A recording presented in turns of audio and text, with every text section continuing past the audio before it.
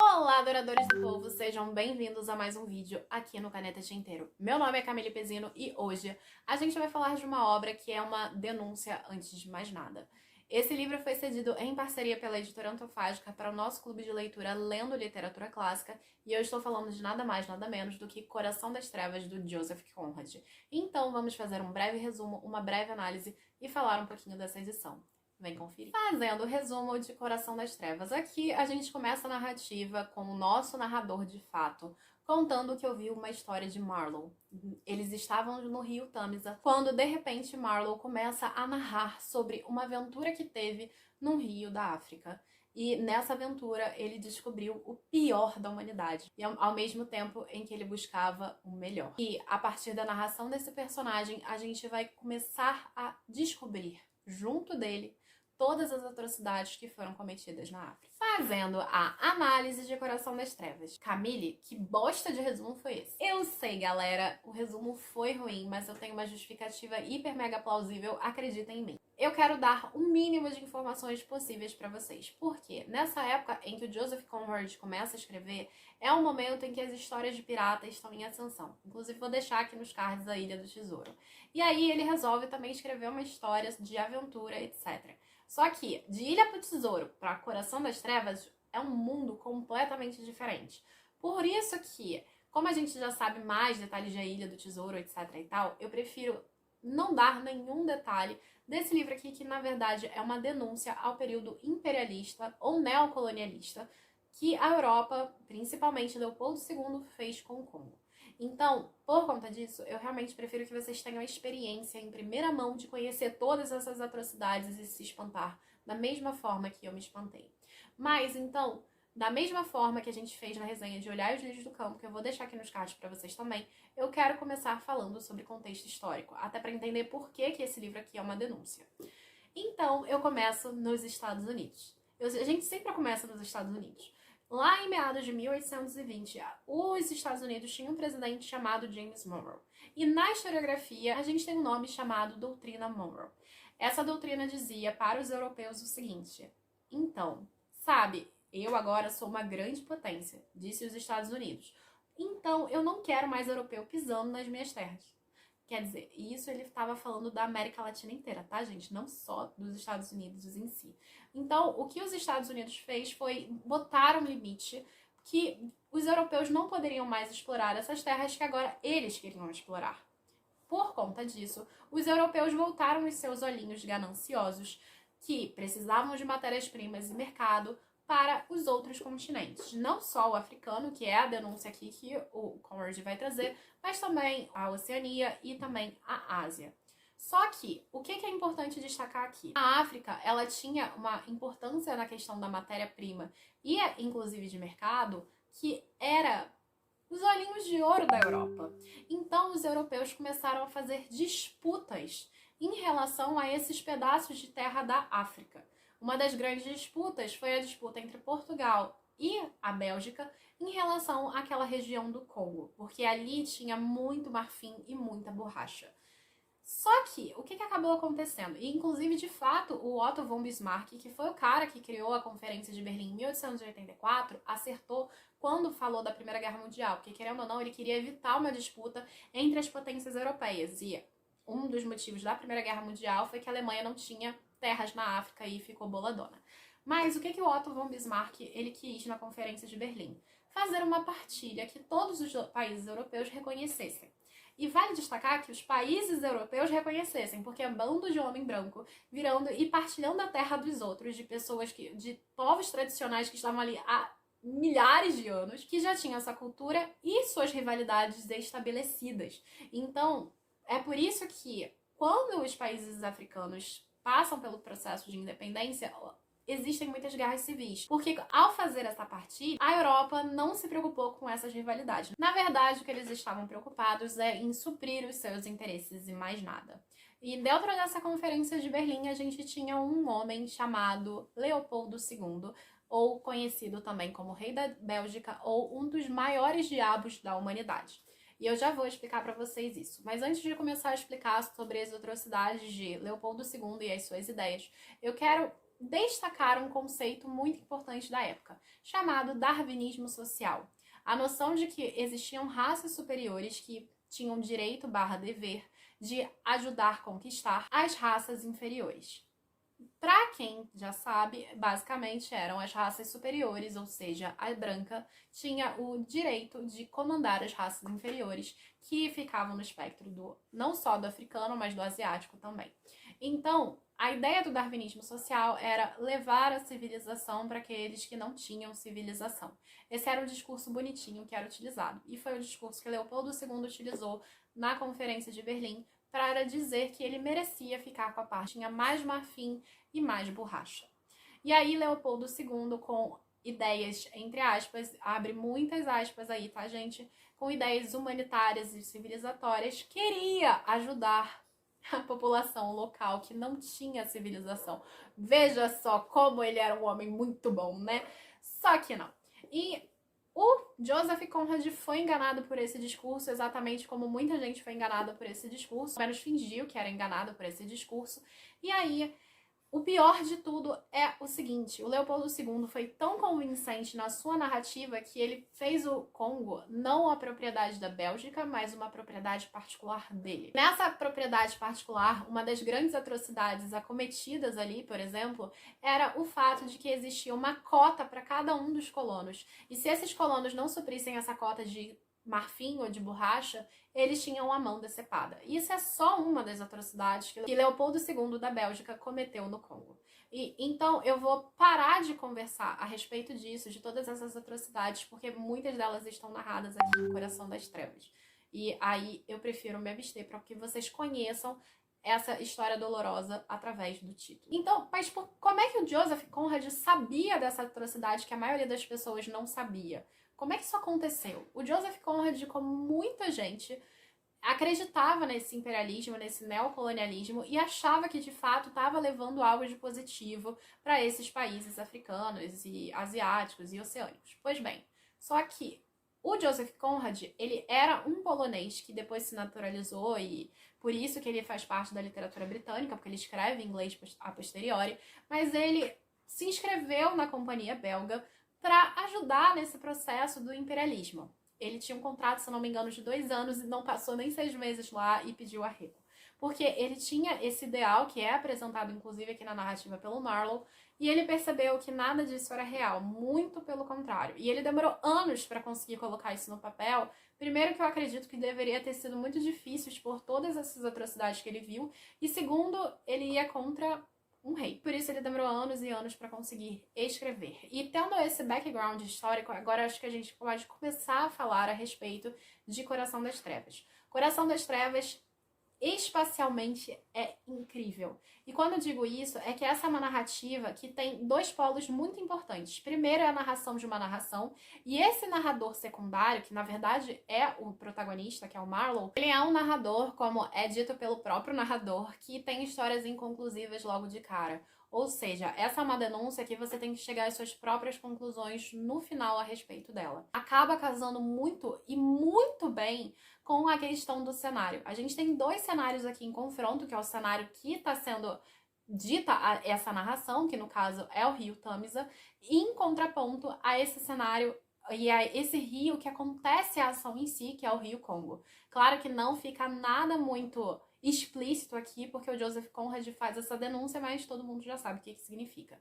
Então, aqui a gente tem o rio Tâmisa, que é parte dessa civilização, que é parte desse eixo de exploradores, de colonizadores, em contraponto ao rio Congo, que é desse espaço da selvageria, desse espaço da mata e ao mesmo tempo dos colonizados ou daqueles que foram explorados. Então o Joseph Conrad consegue fazer uma mescla aqui muito interessante de quem é o narrador, dessa inconclusão e ao mesmo tempo desse cenário. Então a gente tem uma brincadeira espacial muito interessante que pode ir até para uma questão psicológica, afinal quanto mais ele desce o rio, e a gente já viu em resenhas como o Médico e o Monstro, que eu vou deixar aqui nos cards, o espaço ele é muito importante para a questão psicológica. E aqui a gente vai ver cada vez mais ele se aprofundando nesse rio, quanto mais ele vê esse coração das trevas. E aí a gente tem diferentes possibilidades do porquê desse título, mas eu vou deixar um pouquinho mais pra frente da resenha. Então, continuando essa questão do narrador secundário, que é a narração dentro da narração, a gente vai ter uma coisa muito importante, que é a noção de verdade e mentira. Desses engodos feitos por essa politicagem de imperialista acirrada, e aí o Conrad vai fazer essa brincadeira entre verdade e história em si, e essa história ela é bem factual, a gente tem detalhes aqui que ficam muito explícitos, que foram coisas que aconteceram com o Conrad, ao mesmo tempo que a gente tem a noção de mentira. Então, são dois contrapontos, civilidade e selvageria, verdade e mentira. E aí a gente vai ver quem é de verdade o verdadeiro selvagem dentro dessa história. Não menos importante, quando a gente está falando sobre a questão do Tamisa e do Congo, nesse rio que os presentes estão narrando a história e nesse rio em que acontece de fato a história, a gente vai ter uma associação muito interessante feita pelo Marlowe logo lá no início sobre a questão da construção da civilidade, da cultura, da origem desses povos, etc. e tal. Então é muito legal como esses rios vão representar essa confluência dessas duas civilizações, que uma é reconhecida como civilização e a outra é reconhecida como selvagem. E agora eu quero comentar um pouquinho a respeito do texto do Conrad em si. Ele era um autor polonês, na verdade, ele não foi alfabetizado em língua inglesa na infância, pelo contrário, ele foi aprendendo com o decorrer do tempo e ele aprendeu muito bem língua inglesa.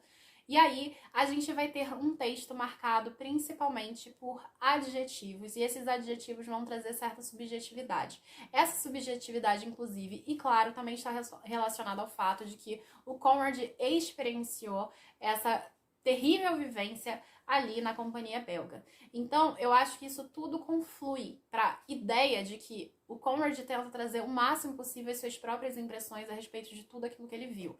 E, de novo, volto a repetir, isso é uma denúncia ao processo imperialista, não só belga, mas também de toda a Europa. Até porque ele tá no Tamisa, quando o Marlowe tá narrando isso. E ele tá fazendo uma comparação no Tamisa, na Inglaterra, de toda a sua produção cultural, com essa produção cultural e esses povos e essas tribos originárias ali do Congo. Então, esse processo, ele é um processo criticando todo o imperialismo, mas principalmente é uma denúncia a todas as atrocidades ali ocorridas no Congo. Mas, voltando a falar sobre o texto, é um texto que vai brincar e tem uma estética impressionista, porque ele vai brincar muito com luz e sombra e desfoque. Da mesma forma que o Marlowe está perdido nas suas ideias, o cenário é perdido para ele. E isso é muito interessante de acompanhar dentro do texto. E, inclusive, esse cenário ele vai ajudar a gente a entender todas essas críticas em relação às atrocidades. Porque essas atrocidades elas ficaram nubladas na vida cotidiana das pessoas que estavam fora da África.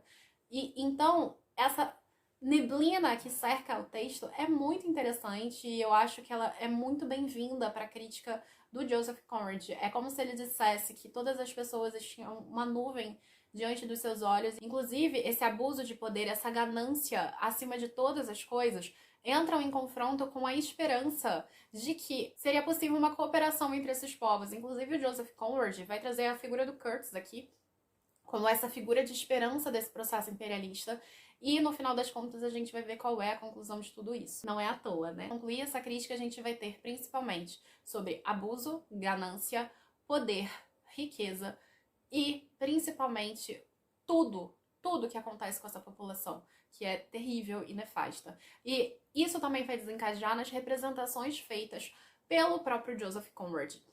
Existem críticos, principalmente de literatura africana, que veem essa representação do Joseph Conrad aos africanos como mero plano de fundo. Eu não discordo dessa afirmação. No princípio, ela é muito válida. E aos poucos que vai ganhando camadas. E só realmente no final que tem uma camada válida e estupenda, que é a representação, inclusive, do feminino. A melhor representação do feminino dessa obra é de uma mulher negra e não das brancas. E vale destacar que as mulheres brancas são meras iludidas dentro desse contexto, né?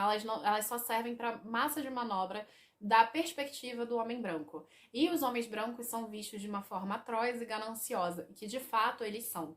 Enquanto os negros aqui, que começam como plano de fundo, que eu concordo super com essa crítica, eles vão ganhando algumas camadas até o final. E aí a gente tem representação de duas tribos. A tribo que faz parte ali do seio do culto ao Kurtz e também a tribo que é canibal, que vai acompanhando o Marlowe. E é muito interessante como Marlowe vai destacar essa tribo canibal e mostrar como esse processo colonizador foi tão nocivo que eles têm medo de um punhadinho de nada de homens brancos em relação a eles, que são vários. E isso faz parte do processo da colonização, de como a colonização consegue ser tão horrenda que as pessoas têm medo de se levantar contra. E em relação ao feminino, a gente tem uma personagem feminina ali, que é uma mulher negra, que eu acho que é a melhor representação do feminino dentro dessa obra. Eu acho que ali você tem algumas camadas da população negra que fogem dessa noção de plano de fundo inicial, o que eu acho positivo, mas eu continuo concordando com a crítica. Dito isso tudo, esse é um livro crítico, que tem algumas problemáticas dentro do texto. Ele tem um cunho racista altíssimo, até porque a gente está falando de um período do darwinismo social muito arraigado. Então, todas as críticas em relação a esse conteúdo são muito válidas. E para finalizar, eu quero destacar o título Coração das Trevas. Eu acho que esse título tem uma gama infinita de possibilidades de leitura. Primeiro, a gente tem a espacial, porque se a gente pensa no Coração das Trevas, a gente tem que lembrar que esse título, ele tem um cenário, uma ambientação muito fechada, muito escura, porque é uma mata fechada. Então, ali é o coração das trevas, porque as coisas estão acontecendo, e aí numa noção social, que ao mesmo tempo que é numa mata fechada, elas estavam acontecendo numa neblina ideológica, que é essa neblina ideológica imposta pelo Leopoldo II. Então, a gente tem uma questão espacial e uma questão social. Mas, no meu ponto de vista, a abordagem do Joseph Conrad é psicológica. E eu digo isso por quê? Porque tem uma passagem bem explícita ali logo no início, quando Marlowe chega no Rio Congo, que um homem vira pra ele e fala: eu quero estudar você, porque é importante esse estudo, porque ele quer saber da psique do Marlowe, porque alguém entra ali, etc e tal. Então eu acho que o Coração das Trevas está falando muito sobre as trevas que habitam a alma dos homens, o coração dos homens e o quanto eles podem ser atrozes uns com os outros. De novo, retoma aqui a noção de desumanização presente nessa narrativa e tantas outras. E eu acho que esse progresso entre aspas, né? Eu acho que esse progresso, ele acaba sendo muito mais nocivo do que qualquer outra coisa. Então eu acho muito interessante como o Coração das Trevas é modulado. É um horror. A definição tá na frase de trás mesmo. Agora vamos falar um pouquinho dessa edição cedida pela editora Antofágica.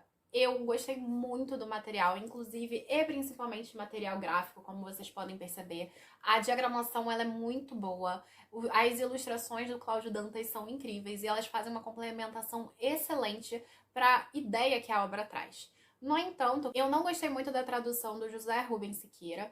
Eu acho que, por ler uma parte do livro em inglês, eu senti falta de algumas coisas que tem no inglês em relação à tradução e eu fiquei um pouquinho incomodada por conta disso. Eu acho que o texto poderia trazer algumas características, e por mais que tenha um truncamento certas vezes, mas eu acho que não é o truncamento que é apresentado nessa edição, então eu acabei ficando incomodada com a tradução.